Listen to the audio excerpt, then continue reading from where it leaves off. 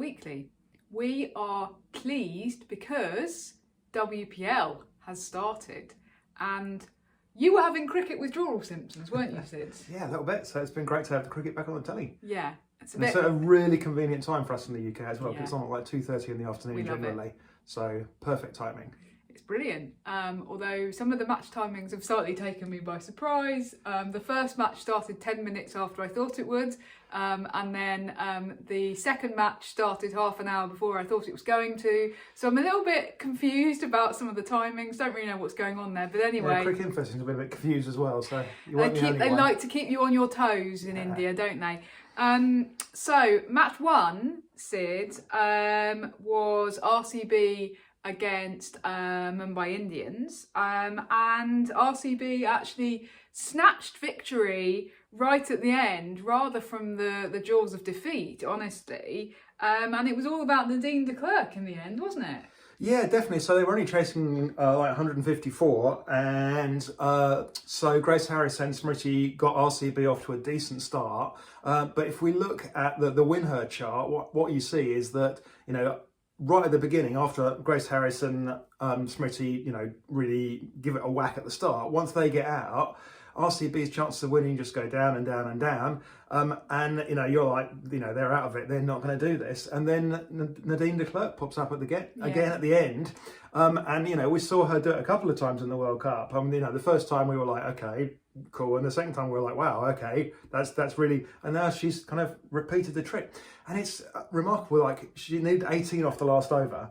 And it only feels like yesterday, and in fact I did go back and look exactly when it was, 2021. I wrote a piece on CRICKETher because I did a load of stats which looked at all of the top level T20s that had occurred, and looked at how many runs people could score off the last over. And nobody ever got 10 off the last over. 9 was the most anybody ever got. You know, it's like 10 was like your chances were absolutely zero. So 10 off the last over looked impossible back then, but now, you know, you've got people hitting, you know, 18 off the final over. Well, she actually got 20, didn't she? Because she hit 4 off the last ball. So it was really an incredible effort. Yeah, it just shows that kind of, it's all psychological really, because we knew there were people were, you know, back in 2021 perfectly capable of hitting 18 off and over, but something about that last over got in people's heads, and, you know, they seem to have got through that. They've kind of broken through that psychological barrier. And, you know, fantastic performance from Nadine de Klerk. Well, it wasn't flawless performance. Well, they have, but I wonder if I wonder if this is a particular skill of Nadine de Klerk to actually overcome that psychological barrier. And basically, what she's doing is going, nothing is impossible for me at the death. Now, this wasn't just a death innings, was it? Because she finished on 63 not out of 44. But what she has is that capability, the last kind of 2 or 3 overs, to actually go, you know, as I say, nothing is impossible for me. And almost once you do it, once, twice, 3 times, then that's your thing. And you know that you can do it then. So, yeah, you're right that we did maybe think that during the World Cup, oh, it's just a kind of one-off, it's a bit of a fluke. But she's repeating the trick enough that actually she'll feel confident and other teams will feel nervous about her being able to do this. Yeah, absolutely. As I said, it wasn't totally flawless. I mean, she was playing very high risk cricket. She got badly dropped by Nat Siver, and I just wondering, Nat Siver, was she sitting there thinking about what she was going to bowl in that final over? She would have known presumably she was going to bowl the final over. Yeah. And the ball came straight to her, you know, just like perfect height, and she was like, poof. But I think that what somebody like de Klerk does is make you so uncomfortable and nervous that you do make mistakes in the field, and that's what those best batters and those kind of clutch batters can really do, is force mistakes by the fielding team. Because Mumbai, like for most of that run chase, looked like they were kind of home and dry, and the numbers definitely said they were going to win. That RCB were never going to get there. So it was quite staggering. I mean, I do still think that we've talked before about the fact that Nat Siver-Brunt's kind of bowling reputation almost seems to exceed her actual capability of delivering, and that seems to be the case both for England and in WPL. Yeah, I mean, teams desperately want her to be, to be the bowler that can do it. And but she is not a death bowler.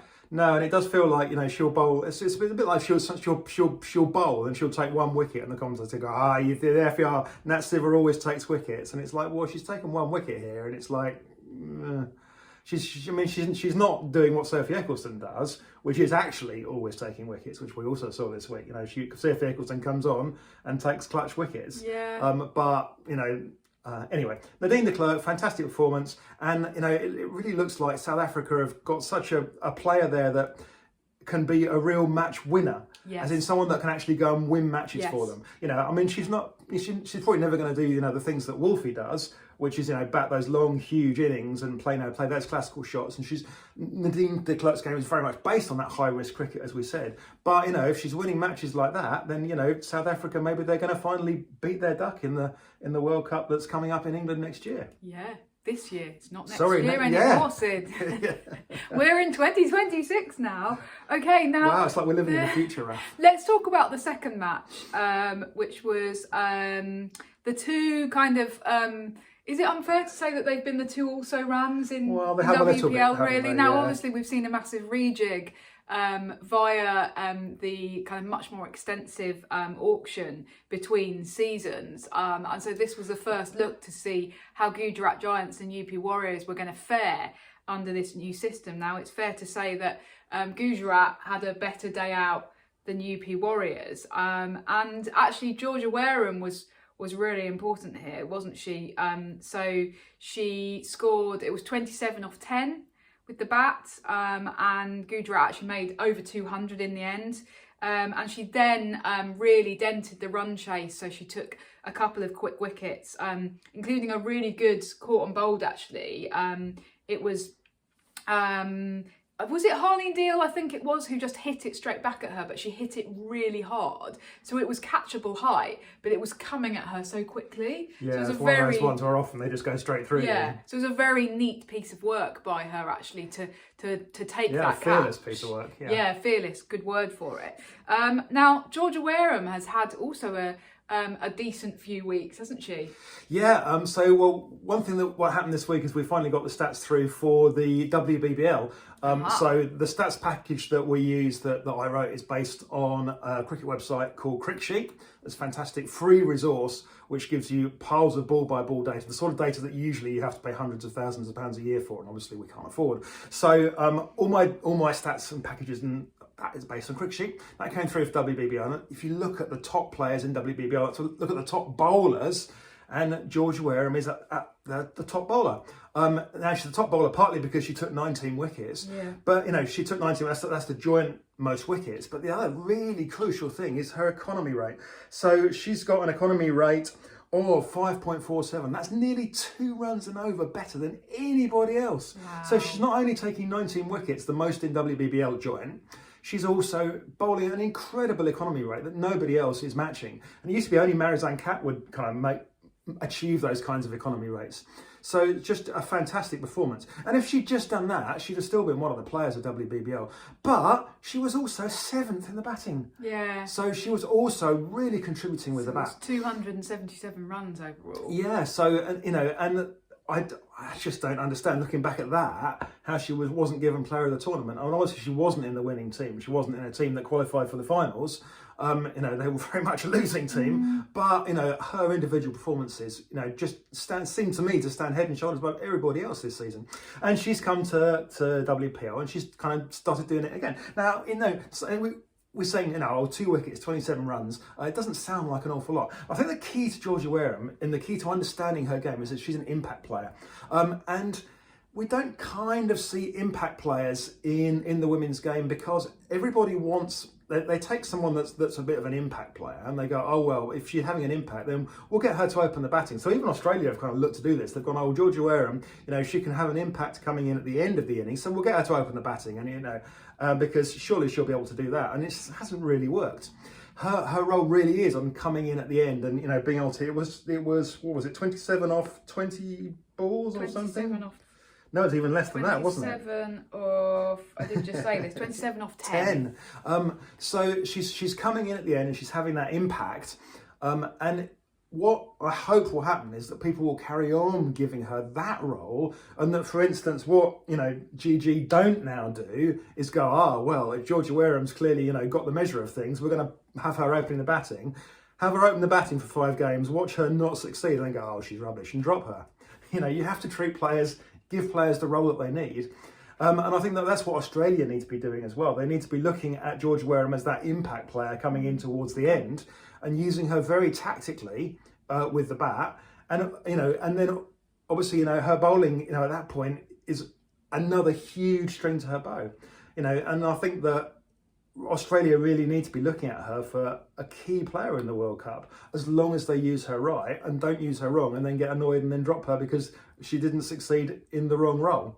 That makes sense? It does make sense. There's maybe a comparison with Nadine Brunt, actually, that it's about trying to, you don't try and put a square peg in a round hole. Nadine Brunt should just be able to be a brilliant batter, and nobody should be going, oh, she's actually a death bowler as well. She isn't.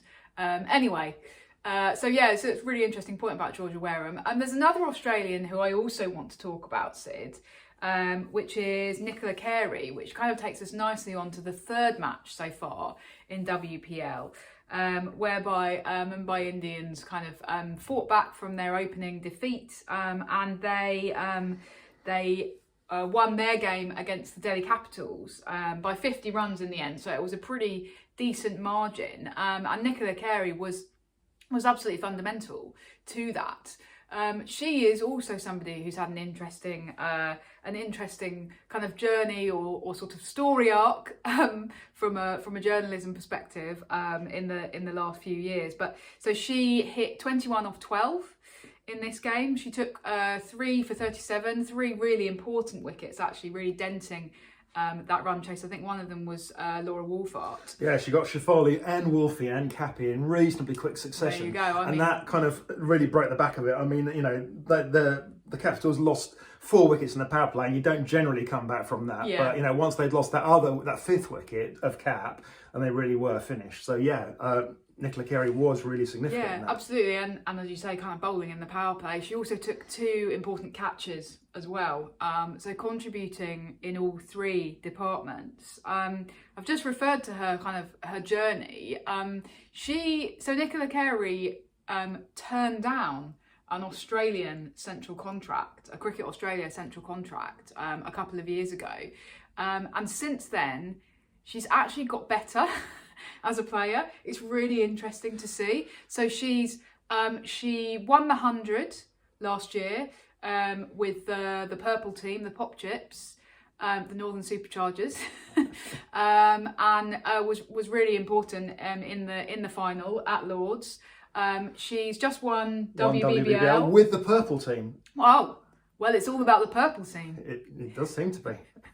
And she's just contributing to all of these teams. She's another one who's kind of brought some of that WBBL form into WPL so far.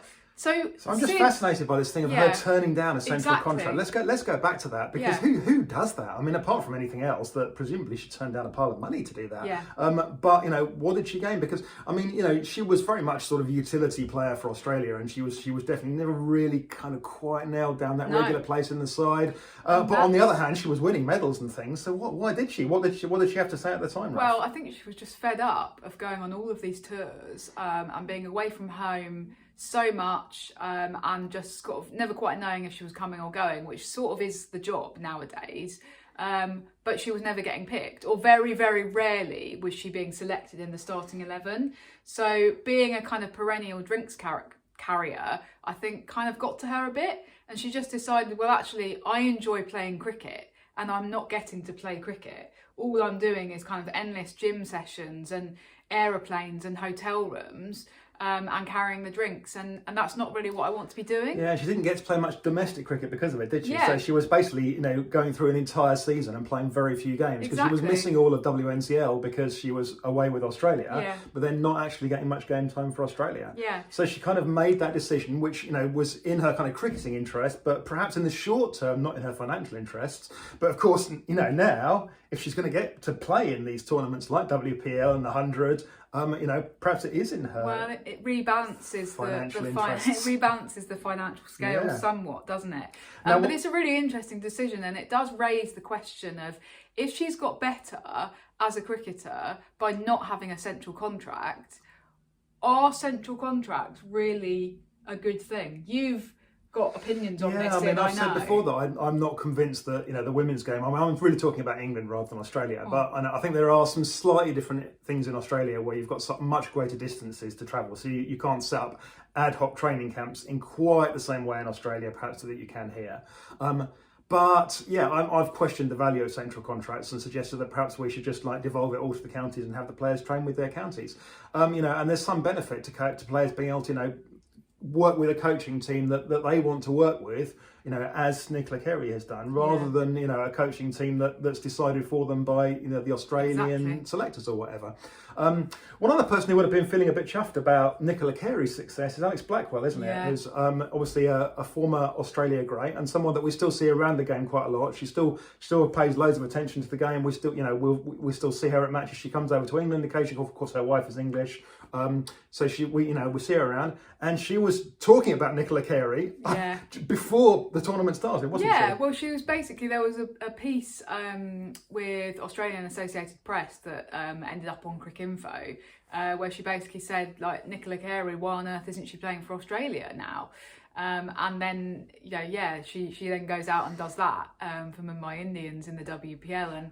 And Alex Blackwell will be feeling very pleased with life right now. But it is an interesting one, because having just said that Nicola Carey turned down an Australian central contract and wasn't really being selected for Australia, is there now a route back for her to international cricket? Now, she herself, she was actually asked about this after the 100 final, and said, basically completely poo-pooed the suggestion and said, no, they're a very established team, they've got loads of players, they're never going to call me up. So she didn't personally hold out much hope a few months ago that there was a route back to her for international cricket.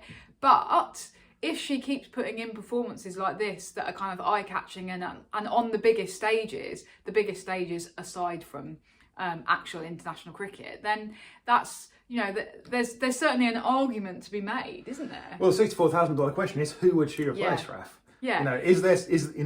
Who's the obvious person? Well, and there is an obvious person, but it throws up its own difficulties and dilemmas, because actually she'd be a reasonably like-for-like replacement for Talia McGrath in the T20 team. So Alex Blackwell is specifically calling for her to play in the 2026 T20 World Cup in England. So in T20 cricket, that would be the role that she would play, would be coming in the late middle order and then bowling reliable medium pace. Now the questions you have to ask, Raf, are, is she a better batter than Talia McGrath at the moment? And I think the answer to that is pretty clear, yes. But is she a better bowler than Talia McGrath at the moment?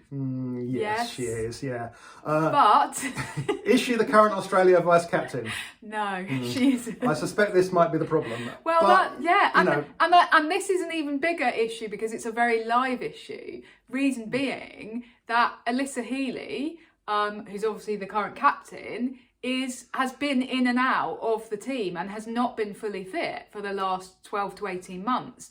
And actually, Talia McGrath has had to do a lot of real deputising. So it is not an academic question to just go, oh, well, it's only your vice captain, so we'll just bring in somebody else to do it. It could very well be that your vice captain ends up being somebody who skippers the team during that World Cup. And so this is a big deal. Absolutely. It's not like South Africa, is it? I mean, South Africa, you go, well, who's the vice captain? Well, does it really matter? Because you can be pretty confident that Laura Wolfart's going to play every game in that World Cup. Yeah, barring something really catastrophic happening. Whereas if Alyssa Healy ends up missing half the games in the World Cup, that will be a surprise to, this many people. Yeah, so I mean, it's a tricky one, and actually, interestingly, T-Mac herself, she opted out of registering for the auction. So we don't know whether she would have been picked up had she entered the auction, but she actually said, no, I don't want to. I know that I'm really out of form at the moment. What I want is just to get away from cricket for a little bit, have a bit of time by myself, kind of think about things and think about my own game, and and just actually really focus on myself for a bit. And being in WPL is a very high stakes, high profile environment that puts pressure on you, and she just didn't want to do that. So fair enough, but it does also then mean that you always run the risk of you're out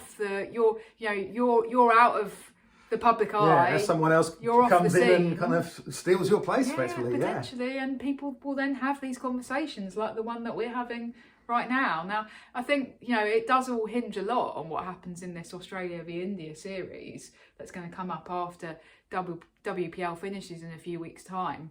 But if Nicola Carey carries on putting performances like that, does she force her way back in? Well, she might do, but can T-Mac recover some form as well? I mean, that's it's a difficult time for her. And actually, as we've just said, if you're picking your World Cup squad right now, based on form, you pick Carey ahead of McGrath. And Georgia Wareham ahead of Alana King. Whoa! Hello, Sid. Oof. Well, that's a question for another episode, perhaps. Obviously, we're very interested in your opinions on all this, so do comment below the line. But finally, this week, Sid, I wanted to ask you about a Blue Sky post that you made yesterday, which was actually about the LBW law, because Nat Sciver-Brunt was given out LBW in the match against the Delhi Capitals yesterday. She was then reprieved because replays showed that the ball had brushed her glove. Now over to you, because you have opinions. Well, yeah, I mean, very simply, I'm not convinced that the batter should be reprieved under these circumstances. It's like, what's happened here is that the LBW law is what it is, and it says, if you've hit it, then you don't get given out LBW regardless. But with the technology, particularly the Ultra Edge technology, which shows the thinnest, tiniest of edges, and then it coming off the glove, it's like, do you really deserve to be reprieved because you got a tiny feather on your glove? You missed it. You made a mistake. You didn't hit it. It hit your glove. So I just don't feel like the batter deserves that. So what I am kind of suggesting is that for the purposes of the LBW law, the glove should not be considered part of the bat. Okay, that's interesting. So, because this is something that just never was an issue before DRS and before Ultra Edge. This would never have been given out. It would never have been overturned. It would have been given out. It would have been given out. It would have been, no complaints. Really would have been able to don't believe that Nat thought that it brushed her glove. I think she thought it was high. I mean, that's why she reviewed it. Okay. And partly because she was like, possibly rightly, I'm an important person, I deserve this review. And there definitely is an element of that. But I think she thought it was high. And I just don't think she deserves to be reprieved on the grounds that there was a tiny bit of glove on it. When at the end of the day, if it's hit your glove, that's because you've missed it. You've made a mistake. So, but the glove is considered part of the bat according to the laws of cricket. So law 2.5, the following are to be considered as part of the bat: the whole of the bat, the whole of the glove or gloves worn on the hand that's holding the bat, and the hand that's holding the bat. So those things are considered part of the bat. From the perspective of catches. What I'm saying is, if you are going to change the LBW law so that if it hits your glove, then it doesn't count as having hit it, wouldn't you also, for the sake of consistency, have to change it so that if it hit your glove, then it wasn't a catch? No, I don't see why you would need to change that. Well, you'd have to change. You'd have to change. No, they're totally different laws. 2.5. They're totally different laws, though. The court law is completely different to the LBW law. So they you can say, but for the LBW, purposes of law 2.5, the glove counts as part of the bat. I don't see that as a problem. So you just have slightly different definition. No, you just have a different definition for the catch as for the LBW. All right. Well, any experts on the laws of cricket who happen to be watching this, then please say. There might be a really good reason. Please pick holes in Sid's arguments, because you know it's fun and. And we love to read your comments below the slide. we do, and please also like and subscribe. We love to see Sid proved wrong when he makes arguments. Thank you very much for tuning in. We'll see you in a week's time when we will have watched some more WPL. Bye for now. Bye.